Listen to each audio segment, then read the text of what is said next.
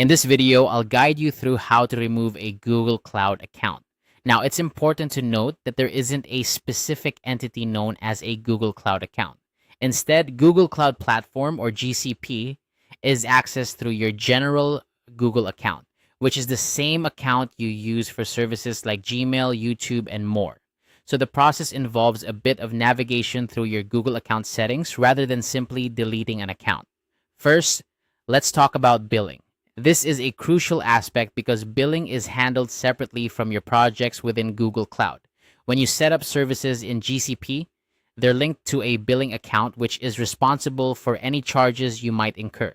Even if you have removed all your projects, your billing account might still be active, leading to possible charges if not properly managed. To ensure that you're not being charged unexpectedly, you'll want to access your billing information.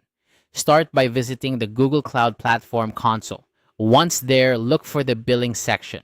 This is where Google separates the financial aspect from the technical side of things. Within this section, you can view all the billing accounts associated with your Google account.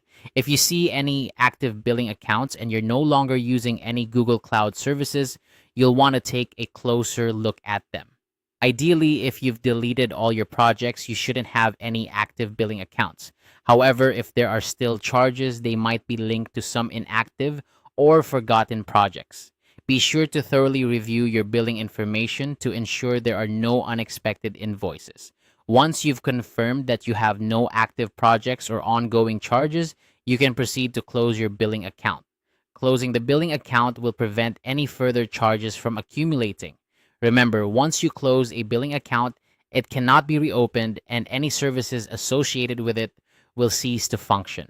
So make sure you're ready to cut ties completely with any services linked to that billing account.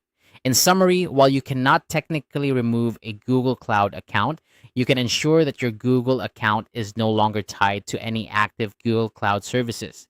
By carefully managing your billing accounts and projects, you can effectively stop any unwanted charges and services.